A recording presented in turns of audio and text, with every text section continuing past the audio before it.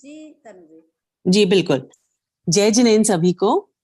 स्वागत है आप सबका हमारे सबके परमागम ऑनर्स डिस्कशन क्लब में। I welcome all our teachers to the session. I would like to call Chitra ji for the Mangalacharan. Over to you, Chitra ji. Thank you Tanu ji. जय जिनेंद्र सभी को। Am I audible, Tanu ji? Yes. तो अपने सभी कार्यों की निर्विघ्न पूर्ति के लिए हमारे इष्ट देवों का स्मरण करते हुए ये मंगलाचरण करते हैं। श्री अरहंत सदा मंगलमय, मुक्ति मार्ग का करे प्रकाश। मंगलमय श्री सिद्ध प्रभु जो निज स्वरूप में करे विलास। शुद्धात्म के मंगल साधक साधु पुरुष की सदा शरण हो। धन्य घड़ी वह धन्य दिवस जब मंगलमय मंगलाचरण हो। धन्य घड़ी वह धन्य दिवस जब मंगलमय मंगलाचरण हो। मंगलमय पांचों कल्याणक मंगलमय जिनका जीवन है। मंगलमय वाणी कल्याणी शाश्वत सुख की भव्य सदन है। मंगलमय सत धर्म तीर्थ करता की मुझको सदा शरण है। धन्य घड़ी वह धन्य दिवस जब मंगलमय मंगलाचरण हो। सम्यक दर्शन ज्ञान चरणमय मुक्ति मार्ग मंगलदायक है। सर्व पाप मल का क्षय करके शाश्वत सुख का उत्पादक है। मंगल गुण पर्याय मई चैतन्य राज की सदा शरण हो।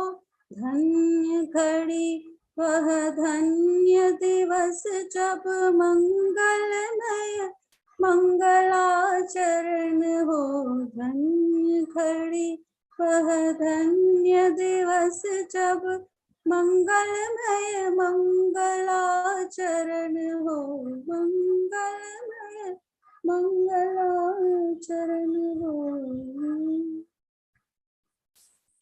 तो आइए अब आगे इस सेशन को बढ़ाते हैं। सबसे पहले हमारे समरी सेगमेंट में देखते हैं आज कौन क्या ले रहा है। तो ये तो शुभम जी और तनु जी द्रव्य और द्रव्य गुण पर्याय के बारे में कुछ चर्चा कर रही है। तो ये क्रमशः बालबोध 2 और बालबोध 3 के चैप्टर्स हैं। तो आइए हम भी शामिल हो जाते हैं सुनने के लिए इस डिस्कशन में जो बहुत ही इम्पोर्टेंट टॉपिक्स पर है। तनु जी, शुभम जी, हमें भी बताइए ना थोड़ा इस गुण विषय के बारे में। आप क्या चर्चा कर रहे हैं तनु जी? जी बिल्कुल चित्रा जी, थैंक यू। तो शुभम जी, हम जैसे द्रव्य गुण पर्याय की चर्चा कर रहे हैं, तो इसमें द्रव्य गुण पर्याय हमें पता ही है कि बहुत इंपॉर्टेंट है समझना इन टर्म्स को, क्योंकि इनकी समझ ही पूरा जिनागम का बेस है। जब तक हम कार्य हमारा तब तक नहीं होगा जब तक हम जैन सिद्धांत और वस्तु का मूल स्वरूप नहीं समझेंगे। तो शुभम जी, आपको क्या लगता है? बिल्कुल सही कहा तनु जी। द्रव्य बहुत इम्पोर्टेंट है और ये संस्कृत वर्ड से ओरिजिनेट हुआ है। इसका मीनिंग है सब्सटेंसेस और एंटिटीज। गुणों के समूह को द्रव्य कहते हैं। जाति अपेक्षा ये 6 द्रव्य हैं। जीव, पुद्गल, धर्म, अधर्म, आकाश और काल, और संख्या अपेक्षा अनंतानंत है। अब अपन 6 द्रव्यों के ऊपर नजर डालते हैं। जीव अजीव तो हमने पहले भी समझे थे। जीव यानी जो जानता देखता है, सुख दुख का अनुभव करता है, और बाकी 5 द्रव्य अजीव है क्योंकि उनमें ज्ञान नहीं है, बाकी 5 द्रव्य के बारे में तनु जी थोड़ा बताइए। जी बिल्कुल। शायद सोनल जी ने स्लाइड भी शेयर करी है। तो इसमें जिस द्रव्य में स्पर्श, रस, गंध, वर्ण आदि अनंत गुण होते हैं उसे पुद्गल द्रव्य कहते हैं। और 5 इंद्रियों से जो भी हम जान पाते हैं वे सब पुद्गल हैं। इसके 2 मुख्य आकार हैं, परमाणु यानी atom which is the single form, और स्कंध which is a compound form. धर्म द्रव्य भी स्वतंत्र द्रव्य है, ये पूजा पाठ वाला द्रव्य नहीं है। ये जो स्वयं चलते हुए जीव और पुद्गलों को गमन करने में निमित्त होता है, उस धर्म द्रव्य की बात है। गति हेतुत्व, जैसे जल मछली के लिए निमित्त है चलने में, ये लोक में तिल में तेल के समान व्याप्त है। फिर नेक्स्ट जो है अधर्म द्रव्य, ये भी पाप रूप अधर्म की बात नहीं है, बल्कि अधर्म द्रव्य की बात है, जो गमन करते हुए जीवों और पुद्गलों को ठहरने में निमित्त है। जैसे वृक्ष की छाया चलते हुए पथिक को ठहरने में सहकारी होती है, यह भी पूरे लोक में तिल में तेल के समान व्याप्त है। आकाश द्रव्य अवगाहन हेतुत्व है इसका लक्षण, यानी जगह देने में निमित्त है। इसके 2 भेद हैं, लोकाकाश और आलोकाकाश। लोकाकाश यानी जितने भाग में 6 द्रव्य पाए जाते हैं, और आलोकाकाश यानी सर्वत्र व्यापक मात्र। तनु जी, यहाँ एक इम्पोर्टेंट बात है कि हमें जो नीला नीला आकाश दिखाई देता है वह आकाश द्रव्य नहीं है, वह तो पुद्गल की पर्याय है। क्योंकि आकाश द्रव्य तो अरूपी है, पूरे लोक में व्याप्त है, उसमें कोई रंग ही नहीं होता है। और काल द्रव्य जगत के समस्त पदार्थों के परिणमन में निमित्त मात्र है। इसकी जो प्रति समय अवस्था यानी पर्याय होती है उसको समय कहते हैं। अब ये जानते हैं कि ये टोटल कितने हैं। धर्म, अधर्म और आकाश तो एक एक है, पर काल द्रव्य असंख्यात है, जीव द्रव्य अनंत और पुद्गल द्रव्य अनंतानंत है। इन्हें हम डिफरेंट एंगल से भी देख सकते हैं। 6 द्रव्य में जीव एक और बाकी 5 अजीव। रूपी अरूपी के एंगल से पुद्गल रूपी, बाकी 5 द्रव्य अरूपी। संख्या अपेक्षा एक या अनेक, धर्म अधर्म आकाश एक एक और बाकी 3 अनेक। बहुप्रदेशी और एक प्रदेशी भी होते हैं। काल द्रव्य एक प्रदेशी और बाकी 5 बहुप्रदेशी। सक्रिय और निष्क्रिय, जीव और पुद्गल क्रियावती शक्ति के कारण सक्रिय है, बाकी 4 निष्क्रिय। वैभाविक शक्ति सहित और रहित। द्रव्य का स्वभाव से अन्यथा परिणमन करना विभाव है। तो इसमें जीव और पुद्गल वैभाविक शक्ति सहित है और शेष 4 द्रव्य रहित। ठीक कहा ना तनु जी? बिल्कुल ठीक कहा। ये थोड़ी हो गई एक्स्ट्रा इन्फॉर्मेशन। अब हम समझते हैं कि विश्व किसे कहते हैं। तो द्रव्यों के समूह को विश्व कहते हैं। तो प्रश्न ये है कि इस विश्व को, इन द्रव्यों को बनाया किसने? अरे तनु जी, ये तो अनादि निधन स्व निर्मित है, बनाने वाला कोई नहीं है। प्रत्येक द्रव्य पर से पूर्ण निरपेक्ष है, स्वतः सिद्ध है, अकृत्रिम यानी नेचुरल है, स्वनिर्मित है। लोक में जो ब्रह्मा विष्णु की परिकल्पना प्रचलित है वह अन्य कोई द्रव्य का स्वरूप नहीं है। अन्य कोई नहीं, द्रव्य का स्वरूप ही है। द्रव्य का पर्यायों को उत्पन्न करने वाला उत्पाद स्वरूप ब्रह्मा है। इसके कारण द्रव्य में निरंतर नई नई पर्याय होती रहती है। द्रव्य का पर्यायों को नष्ट करने वाला वह स्वरूप महेश है।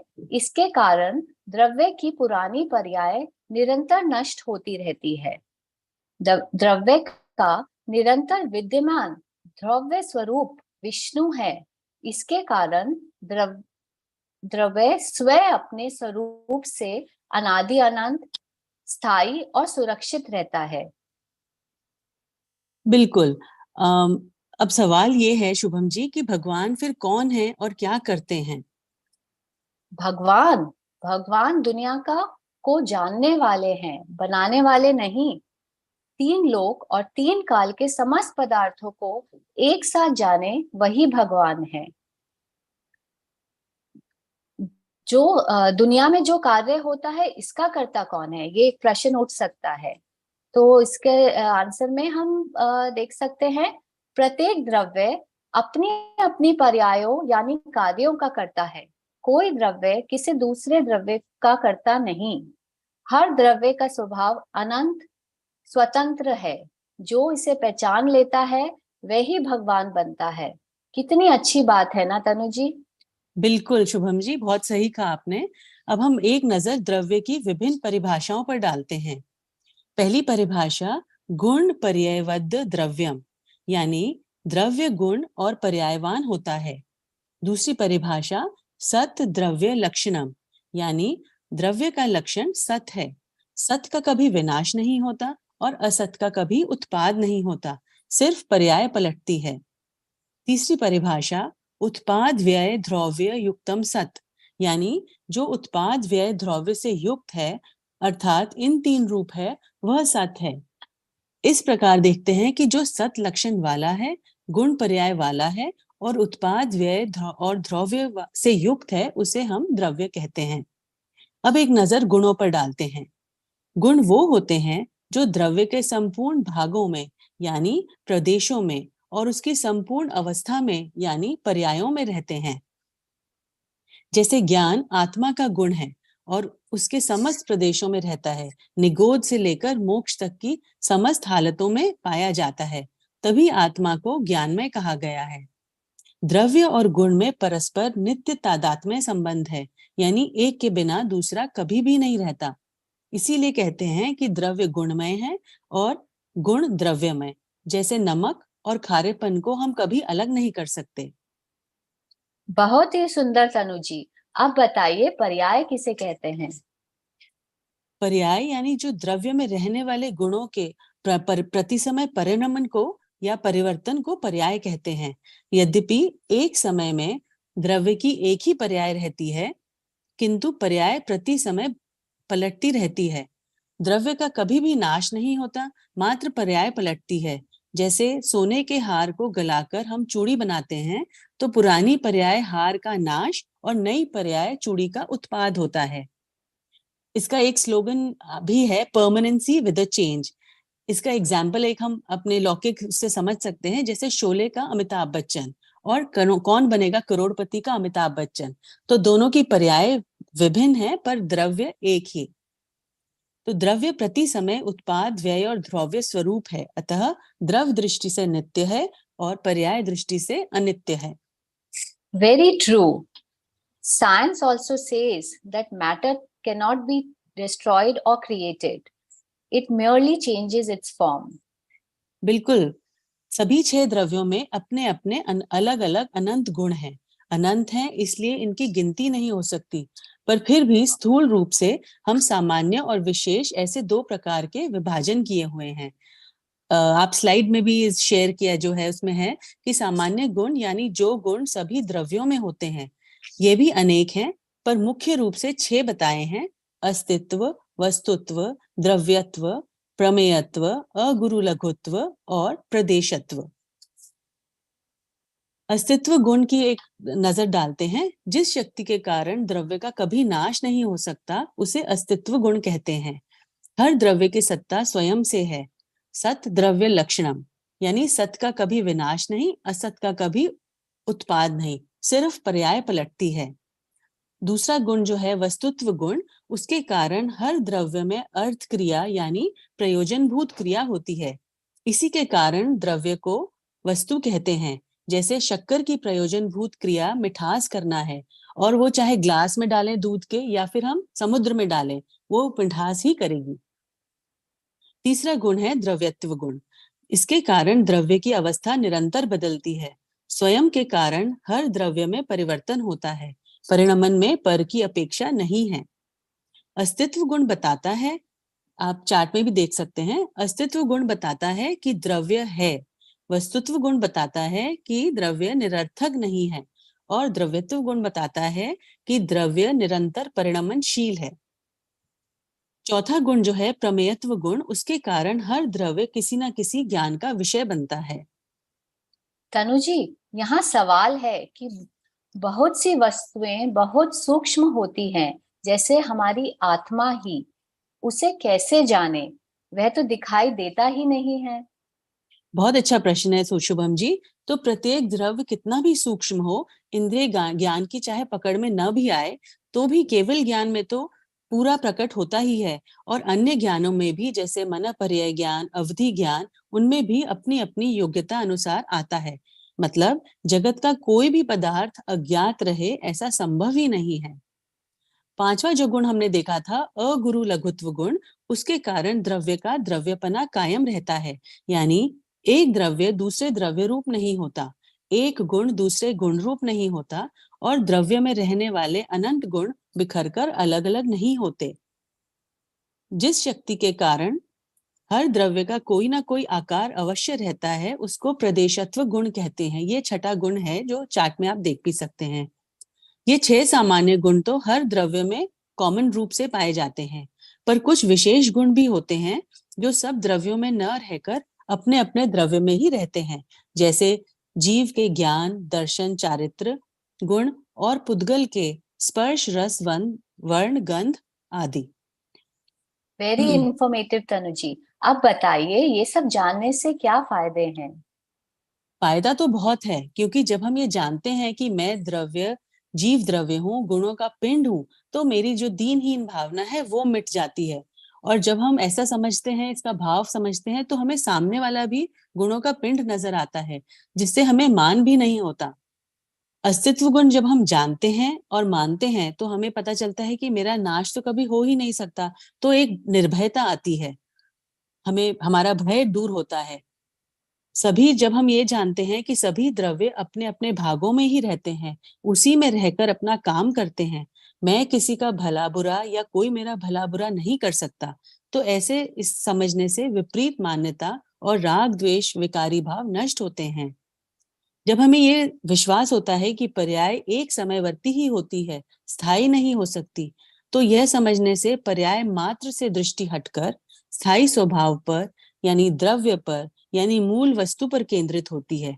जैसा हमने पिछले सेशन में भी दीदी से समझा था, रोलर कोस्टर के उदाहरण से, इससे ये समझने से फिर जीवन हमारा सहज और सुखमय हो जाता है। जी बिल्कुल तनु जी। द्रव्य का सच्चा स्वरूप समझेंगे तो पता चलेगा कि सिद्ध भगवान और मेरे में गुण, द्रव्य और गुण अपेक्षा कोई अंतर नहीं है। अंतर है तो बस गुणों के परिणमन में, अवस्था में। ऐसा समझेंगे तो अपने वैभव को जानकर महिमा आएगी, निर्भयता आएगी। ऐसी भावना हम सब में प्रकट हो। इसी के साथ आज की कन्वर्सेशन समाप्त करते हैं। धन्यवाद। Thank you Shubham ji. एक प्रश्न आया था कि क्या ह्यूमन फॉर्म पर्याय है जीव की, यानी क्या मनुष्य रूप जो है वो जीव की पर्याय है? तो इसका उत्तर देना चाहेंगे कि जीव की पर्याय नहीं है, क्योंकि ये तो मिलीजुली अवस्था है जीव और पुद्गल की। जीव की पर्याय तो उसके गुणों की पर्याय है, जैसे ज्ञान, दर्शन, चारित्र आदि। पर क्योंकि जीव और पुद्गल का अनादि से एक क्षेत्र अवगाह संबंध रहा है, तो इसलिए अज्ञानवश जीव यानी मैं इन्हें एक मानता हूं। तो यही मिथ्यात्व है। मनुष्य शरीर तो हमें कर्मों के बंधन रूप मिला है, तो ये भिन्न है। तभी जब किसी का आयु कर्म समाप्त हो जाता है, तो शरीर, जीव निकल जाता है और शरीर जो पुद्गल है वो यहाँ पड़ा रह जाता है। अब इसमें एक क्वेश्चन था कि दे अपीयर इंटरट्वाइंड, यानी ये एक साथ एक से दिखते हैं। वो एक से दिखते हैं क्योंकि इनमें निमित्त नैमित्तिक संबंध है। यानी जब जीव में भाव होते हैं तो शरीर में वैसा परिणमन देखा जाता है, पर यह भी तत्समय की योग्यता अनुसार होता है। दोनों का परिणमन स्वतंत्र है। जरूरी नहीं होता कि जैसा हमने विकल्प या भाव हुआ वैसा ही हमारे शरीर का परिणमन होगा ही।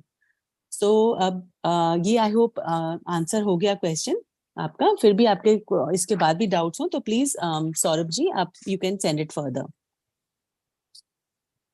Okay, and I would like to thank Saurabh ji also for sending such interesting questions all the time. तो चलिए अब हम नेक्स्ट अपने स्टोरी सेगमेंट की ओर बढ़ते हैं। I would like to invite Nihit ji for the story segment. Over to you, Nihit ji. Thank you Tanu ji. जय जिनेन्द्र सभी को। आज की कहानी है 23वें तीर्थंकर भगवान पार्श्वनाथ के जीवन की।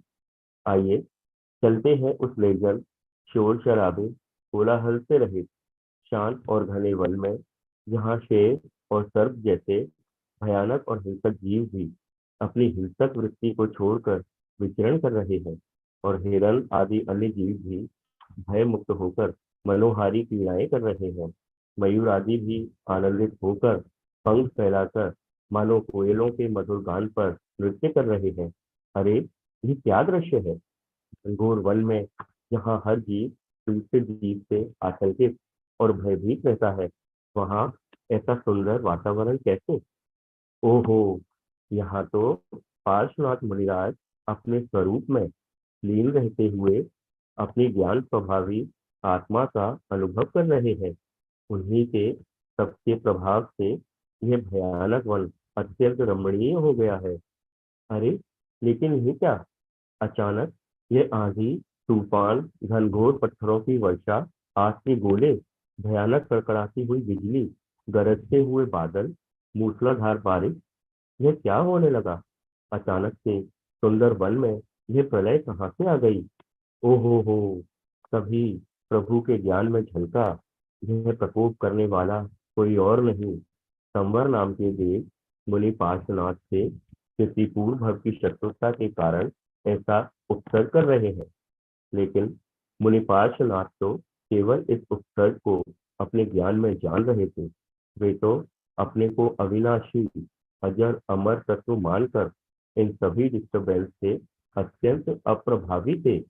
उनका उपयोग तो भेद ज्ञान की दृष्टि पूर्वक स्व पर को भिन्न भिन्न भाषित करते हुए केवल अपने नित्य स्वभाव की ओर लगा हुआ था। बाहर की तो उन्हें किंचित भी चिंता ही नहीं थी, ना ही उन्हें देव के प्रति द्वेष भाव था। बारिश रुक ही नहीं रही थी, पानी इतना बढ़ गया था, लगा मानो मुनि पार्श्वनाथ डूब ही जाएंगे। तभी एक विशाल सर्प ने आकर मुनि की रक्षा के लिए अपने फन को फैलाकर मुनिराज के ऊपर छत्र जैसा बना लिया, ताकि वे ओलों व पत्थरों से सुरक्षित रहे। और एक दूसरे सर्प ने उन्हें अपने फन पर पानी के नीचे से उठा लिया, ताकि वे डूब न जाएं। यह दोनों सर्प धर्णेन्द्र और पद्मावती नाम के देव देवी थे, जो संवर देव के विपरीत यह मुनि की रक्षा का काम कर रहे थे। और मुनिराज, वे तो इसे भी अपने ज्ञान में जान रहे थे, और इन देव देवी से अप्रभावित रहते हुए इनके प्रति राग नहीं कर रहे थे, बल्कि इनडिफरेंट रहकर क्रमबद्ध परिणमित होती हुई पर्यायों को केवल जान रहे थे।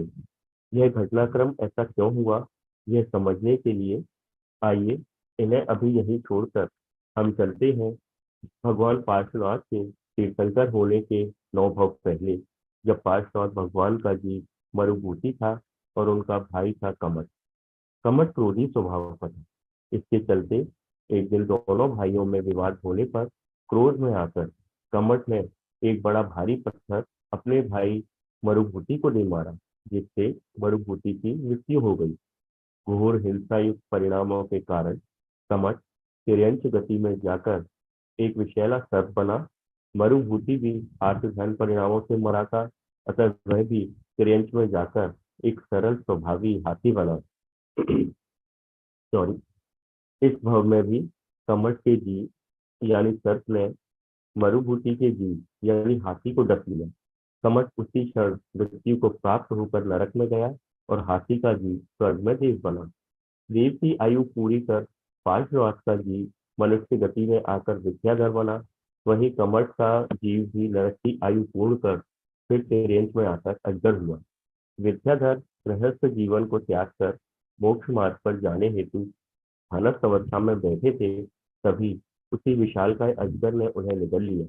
विद्याधर ने शांत परिणामों से मृत्यु का वरण किया और पुनः देवलोक में जिनेन्द्र देव की भक्ति करने वाले देव बने और अजगर को फिर नरक जाना पड़ा। देवायु पूर्ण करके मरुभूति का जीव चक्रवर्ती राजा वज्रनाभि बना और कमट के जीव ने वन में रहने वाले भील के रूप में जन्म लिया। राजा वज्रनाभि मंदिर में अरहंतों की स्तुति वंदना पूजा में लीन तो रहते ही थे, किंतु शुद्ध भावों की ओर उपयोग को ले जाने के लिए एक दिन मुनि दीक्षा लेकर स्वरूप की साधना में लग गए। भील रूपी कमठ के जीव ने पूर्व से चले आ रहे दैरवश जब मरुभूति के जीव को तपस्या में लीन शांत मुद्रा के धारी मुनिराज के रूप में देखा, तो भी कुटिलतावश बिना किसी प्रत्यक्ष कारण के तीरों से भेद दिया। घायल होकर भी मुनिराज शांत रहे और समता से समाधि मरण करके देव बने। भील का जीव आयु पूरी कर फिर नरक में गया। अगले भाव में मरुभूति का जीव महामंडली राजा बनकर जिनेन्द्र देव की भक्ति करने वाले हुए। वह कमठ का जीव नरक से आकर क्रूर सिंह के रूप में जन्मा। राजा ने वैराग्य भाव पूर्वक मुनि दीक्षा ली और 16 कारण भावना भाते हुए तीर्थंकर प्रकृति का बंधन किया। राजा के जीव ने तपस्या से अपने ज्ञान को और निर्मल किया। वह तीर्थंकर बनने के अपने मार्ग को प्रशस्त किया। एक दिन ऐसे ही मुनिराज तपस्या में लीन थे, तभी सिंह बना कमठ का जीव वहां से निकला और पुरानी घृणा के चलते उसने पार्श्वनाथ बनने वाले मुनिराज का भक्षण कर लिया। मुनिराज ने शांत रहकर समाधि मरण लिया और स्वर्ग में इंद्र बने। कमठ का जीव अपनी आयु पूरी कर फिर से नरक में गया। इंद्र बने मरुभूति के जीव ने आयु पूर्ण कर वाराणसी के राजा अश्वसेन और रानी वामा देवी से यहाँ जन्म लिया। धर्मेंद्र ने पूरे परिकर सहित उपस्थित होकर बालक का जन्माभिषेक महोत्सव मनाया। यह कोई साधारण बालक नहीं, बल्कि इसी भव से मोक्ष जाने वाले तीर्थंकर पार्श्वनाथ है और यह उनका अंतिम जन्म है।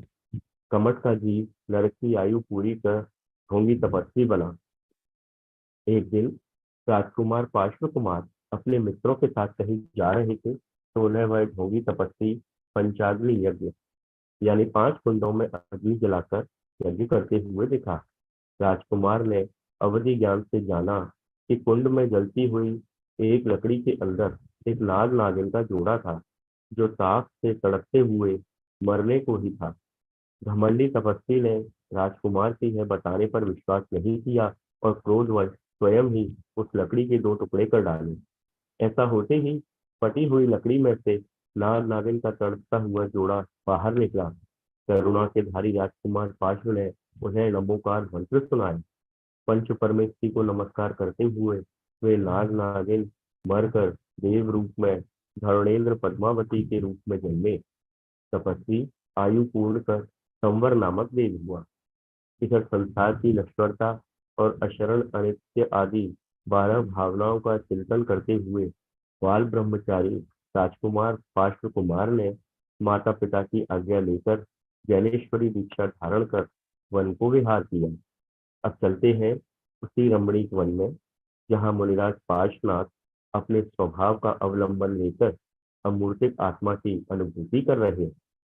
आकाश मार्ग से जाते हुए संवर देव ने जब मुनिराज को तपस्यारत देखा, तो जाति स्मरण के चलते उन्हें विचलित करने के प्रयोजन से घोर उत्सर्ग करने लगा।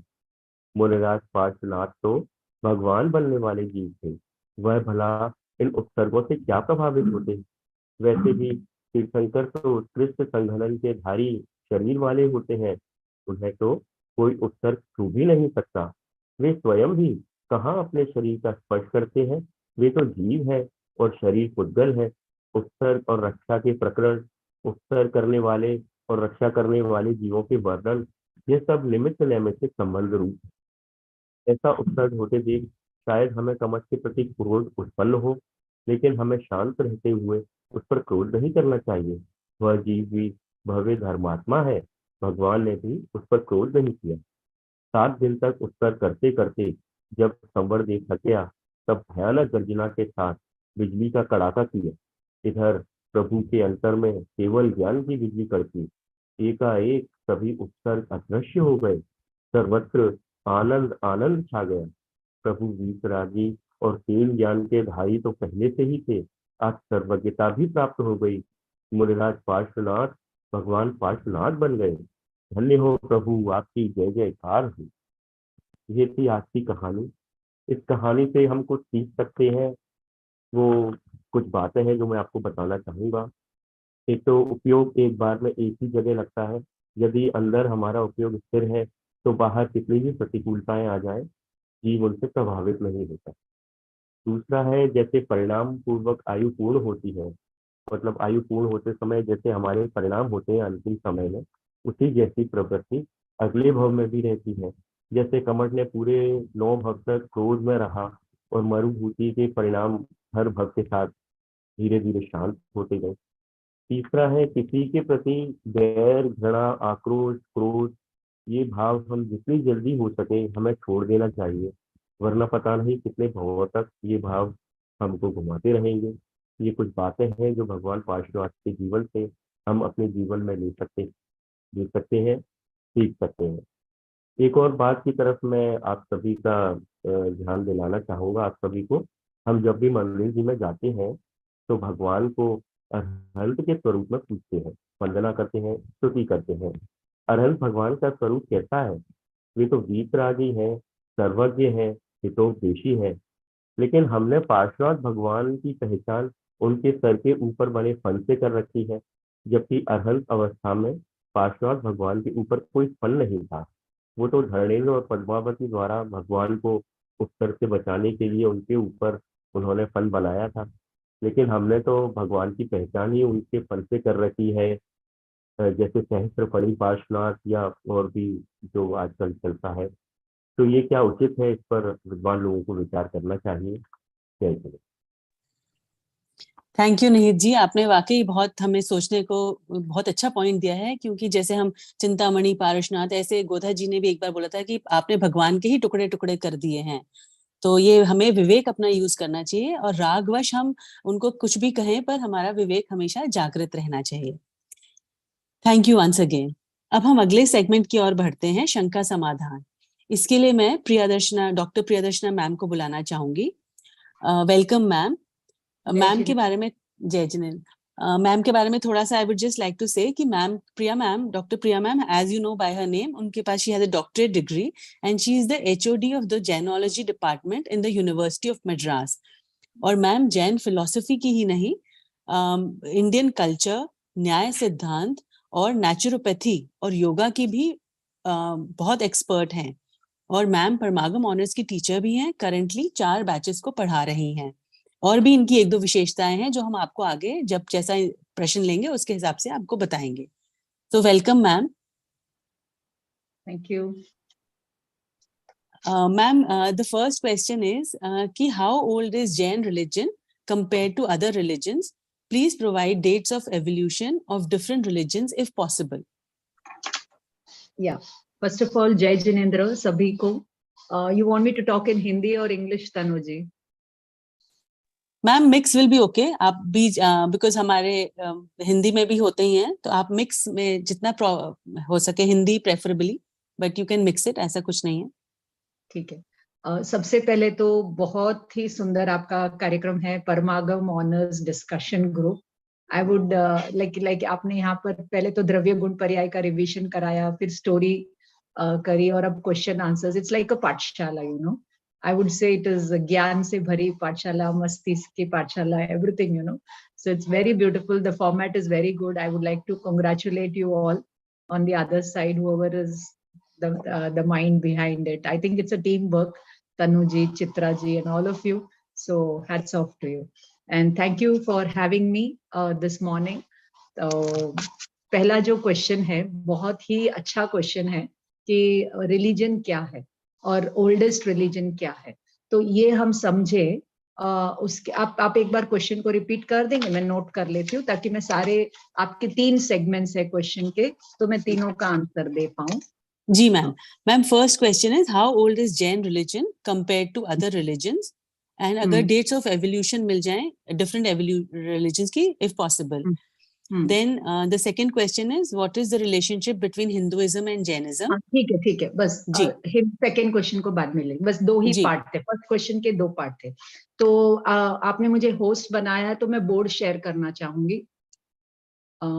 Yes ma'am, you can do that. तो मैं चाहती हूँ कि आप लोग सब बोर्ड पे देखें।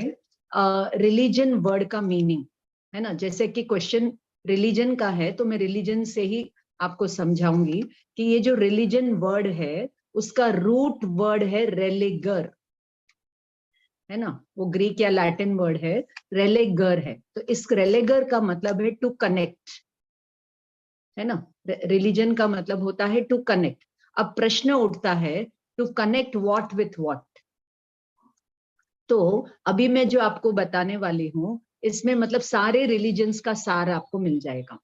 तो सबसे पहले तो यहाँ पर आप लिख देंगे गॉड, सॉरी यहाँ पर ऊपर लिख देंगे गॉड, बट जैनिज्म में क्रिएटर गॉड को नहीं मानते अपन, तो उसके बदले अपन लिखेंगे गॉडहुड, परमात्मा पना, ठीक है, the personality of God, the personality of God is godhood, ठीक है। और इधर हम लिखेंगे मैन, और इधर हम लिखेंगे मैटर और पर्यावरण, एनवायरमेंट, सब इसमें आ जाएगा। Other than man all other creatures, है ना, लिविंग एंड नॉन लिविंग। पहले मैं एनवायरमेंट को लिख दूंगी और फिर जो है मैं एनवायरमेंट को लिखूंगी, which includes 1 sense, 2 sense, 3 sense, 4 sense, 5 sense, animals, नरक, तिर्यन, सब। और दूसरा है अजीव, अजीव में मैटर में लिख रही हूँ पुद्गल। अब यहाँ पर रिलीजन को लेते हैं। रिलीजन की ड्यूटी, मतलब रिलीजन की ड्यूटी नहीं, the role of religion is to help man to connect with God, जिसको बोलते हैं theology. The study of man and God is called theology, and this religion should help man to connect with his inner self, and this we call as spirituality, अध्यात्म। Then religion should help man to connect with other men. This is called sociology. And religion should help man to connect with the environment at large. So this is your environmental science. If any religion, कोई भी, मतलब मैं हिंदी में बोल देती हूँ कि religion शब्द धर्म का पर्यायवाची नहीं है। मजहब, रिलीजन का मतलब होता है यहाँ पे मजहब। अपन कहते भी ना, मजहब नहीं सिखाता आपस में बैर रखना, हिंदी है हम, वतन है हिंदुस्तान हमारे। तो ये जो रिलीजन वर्ड है, हम इसको धर्म के साथ एक मिनट के लिए कंफ्यूज नहीं करेंगे। रिलीजन को रिलीजन ही लेंगे। वो हमें हेल्प करना चाहिए मनुष्य को, हमें मतलब मनुष्य को हेल्प करे कि वो भगवान से कैसे कनेक्ट होए, अपने अंतरतम से कैसे कनेक्ट होए, दूसरे मनुष्यों के साथ कैसे कनेक्ट होए, और पर्यावरण के साथ। और इसके लिए जो सिद्धांत है वो है अहिंसा। अहिंसा हमें अपनी आत्मा से भी कनेक्ट करता है, दूसरे मनुष्यों के साथ हमारा क्या व्यवहार होना चाहिए वो भी बताता है, और दूसरों के प्रति, दूसरे मतलब अदर स्पीशीज है, उनके साथ हमारा क्या व्यवहार होना चाहिए वो भी बताता है। और परमात्मा की वीतरागता को समझ करके अपने भीतर की वीतरागता को जगाना, वो अहिंसा। तो ये अहिंसा ही परम धर्म है, अहिंसा ही सुप्रीम रिलीजन है ना। तो इस तरीके से आप देखते हैं कि जैनिज्म, आज हम जिसको जैनिज्म कहते हैं, वो इस डेफिनेशन पे एकदम खरा उतर। ये मुझे बताने की जरूरत नहीं, आप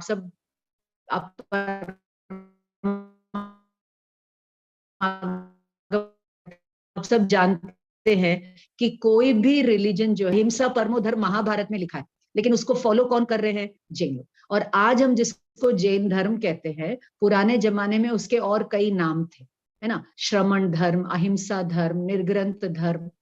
महावीर के लिए भी बुद्धिस्ट टेक्स्ट में निघंत नाथ पुत्र आता है ना, निर्ग्रंथ वर्ड आता है। तो इस तरीके से रिलीजन जो है ये बहुत ही एक सेक्युलर टॉपिक है। सेक्युलर का मतलब क्या है? It is beyond, it is pan all the जीव, मतलब सभी जीवों के लिए ये रिलीजन होता है। यही तो अपन बोलते हैं वस्तु स्वभाव धर्म है। तो अजीव का भी स्वभाव है, जीव का भी स्वभाव है, जो जिसका स्वभाव है वो उसका धर्म है। तो इस प्रकार जैनिज्म, अब आपका क्वेश्चन है ना, जैन धर्म कितना पुराना है? तो आप मुझे बताइए, शक्कर की मिठास कितनी पुरानी है? कोयले का कालापन कितना पुराना है? सोने का सोनापन, इसका कोई बिगिनिंग नहीं है और कोई एंड नहीं, इसलिए अनादि अनंत है। सो जैन धर्म अनादि अनंत है, और काल की अपेक्षा से हर एक युग में 24 तीर्थंकर आते हैं और उसका प्रवर्तन करते हैं। फाइंड, नया नहीं बताते हैं, वो वही बताते हैं जो पूर्व के अनंत 24 तीर्थंकरों ने बताया, और आने वाले अनंत 24 तीर्थंकर भी यही धर्म बताए। सो इट इज सार्वकालिक, सार्वभौमिक, है ना, और क्या बोले, सर्वदा सर्वत्र एक जैसा ही वो बात करे। इसलिए वो यूनिवर्सल है, प्रैक्टिकल है, साइंटिफिक है ना, और एप्लीकेबल है। ठीक है, और जो भी इस धर्म में विश्वास करेगा वो डेफिनेटली अपनी आत्मा का कल्याण करके सारे जगत के मिस्ट्रीज को अनरेवल कर लेगा, यानी फाइंड कर लेगा, है ना। तब तक उसकी ये यात्रा चलती रहेगी। So how old is Jainism, मैंने आपको बता दिया। अब डिफरेंट रिलीजन्स को आप ले लीजिए, है ना। अपन कहते हैं कि ऋषभ के टाइम में 363 स्कूल्स की स्थापना हुई, तो वो स्कूल्स जो है वो रिलीजन नहीं है, वो फिलॉसफीज थी, है ना। फिलॉसफी का मतलब क्या, आप देखो, फिलॉसफी और रिलीजन ये दो वर्ड्स को हमें समझना पड़ेगा। फिलॉसफी को दर्शन कहते हैं और रिलीजन को धर्म कहते हैं। फिलॉसफी का मतलब है दृष्टि, आउटलुक, एटीट्यूड, एप्टीट्यूड, और रिलीजन का मतलब है वे of life. Philosophy gives you a view of life and religion is a way of life.